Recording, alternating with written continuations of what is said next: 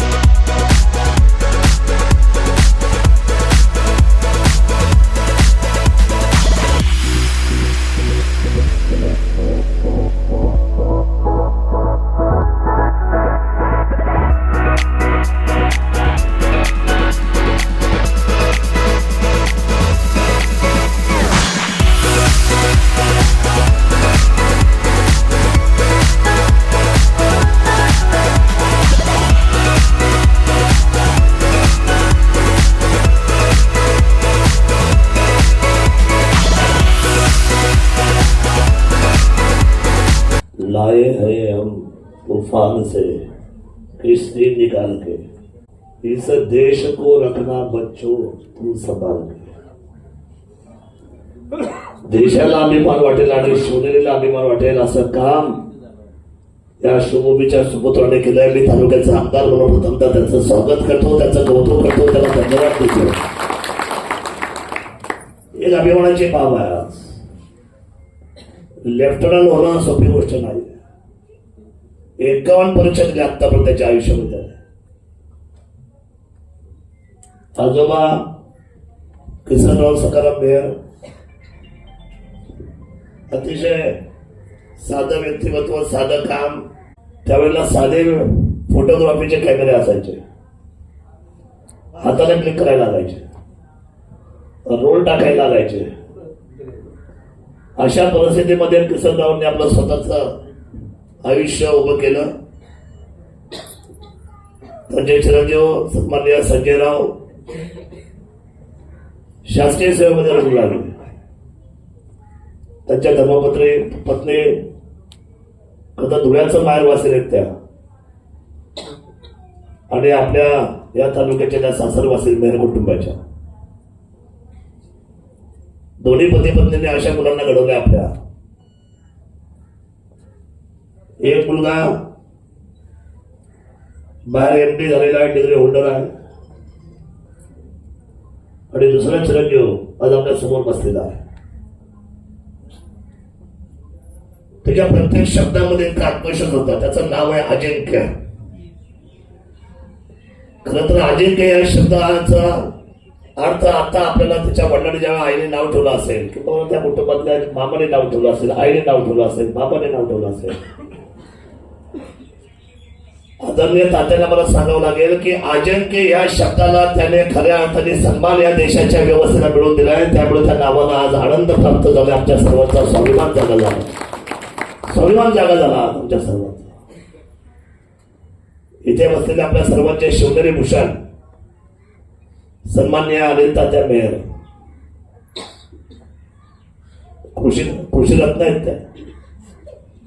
आपल्या तालुक्याच्या वैभवामध्ये खूप मोठा भर अनिल तात्यांनी घातले. या मुलांनी आपली देशाची मान उंचावलेली आहे. मुलगा आपला आहे. उद्याच्या 19 फेब्रुवारीला या कुटुंबाला शिवनेरी भूषण या नावाने त्यांना पुरस्कृत केला जाणार आहे. हा विश्वास त्यांना या ठिकाणी देतो. लेफ्टनंट झालाय आपला मुलगा, एवढा मोठा गर्व आपल्याला. आणि त्यांचा अनुभव पाहता त्यांनी जे सांगितलं अजिंक्यने, आई वडिलांची अपेक्षा असते की मुलांनी आमच्यामध्ये यावं, परंतु एका बाजूला आई वडिलांचं प्रेम, कुटुंबाचं प्रेम आणि दुसऱ्या बाजूला कर्तव्य. आजीला वाटतं की दिवाळीला असली तर आमची मुलं आमच्या घरामध्ये असावी, परंतु दुसऱ्या बाजूला जबाबदारीची उंची, जबाबदारीचं कर्तव्य, देशाच्या प्रती दिलेली भूमिका, देशाच्या प्रती दिलेला विश्वास, दिलेलं वचन, अभिवचन, अशा किती दिवाळी येतात आणि जातात. तुम्ही आणि आम्ही ज्या सुरक्षित आहे ना, ते केवळ अशा व्यक्तिमत्वामुळे की ज्यांनी भारताची जबाबदारी आपल्या खांद्यावर घेतलेली आहे आणि आपली छाती या देशाच्या समोर ठेवलेली आहे. हल्लीची मुलं फार हुशार आहे. मी पाहिलं त्याचे मार्क्स 10वीला SSC ला त्यांना 95.60% मार्क्स होते. आपण डिस्ट्रिक्शन मध्ये होते. माफ करा, मी आमदार झाले पण मी 60%च्या वरती कधी गेलो. बाबराव गेले, माझ्या जोडीला कोणतरी आहे, माझा बॅचमेट झाला. आपलं खरं बरोबर नाही आपल्याला काय, परंतु कर्तव्य तीच असतात, जबाबदाऱ्या त्याच असतात, वास्तव्य पण तेच असतात. लोकहितासाठी आपल्या कर्तव्याच्या भावना काय असतात, तसं ह्या कुटुंबाला मानलं पाहिजे. तात्यांचं कुटुंब पहिल्यापासून शिक्षणामध्ये देखणं कुटुंब आहे. तात्यांचं शिक्षण काय, त्यांच्या सगळ्या कुटुंबाचं शिक्षण काय, त्यांच्या सगळ्या असलेल्या नातेवाईक आपलं शिक्षण काय, फार शिक्षणाची उंची.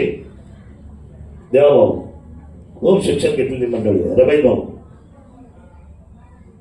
आणि आम्हाला अभिमान आहे की आज लेफ्टनंट म्हणून जी जबाबदारी, जे कर्तव्य घेऊन आज आमचा मुलगा म्हणता मद्रास या ठिकाणी रुजू झाले. तुम्ही देहरादून पूर्ण झाले आणि आता मद्रास मध्ये रुजू झाले. क्या बात आहे, काय नशीब. पण यातल्या बरेचशा लोकांना देहरादून पाहिलं नसेल, पण तुम्ही अतिशय चांगल्या भागामधून गेले. देहरादून खूप छान आहे, तसा भारतच आपला खूप छान आहे. जो फिरेल त्याला कळेल. आता प्रकाशराव आमचे फिरले गेलं माहित नाही मला.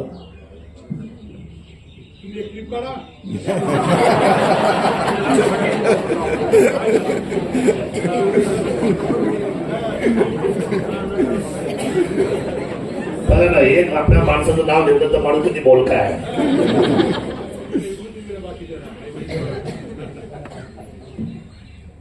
तुम्ही जर सगळेजण जमत असाल तर आपण 200 लोकांना बरोबर घेऊ जाऊ, आपल्या बरोबर खाऊ.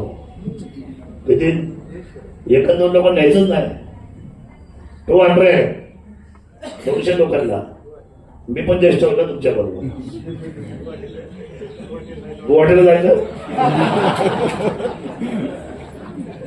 कामाख्या देवीला जर तुम्ही भेटले ना, मुख्यमंत्री ओमप्रकाशराव,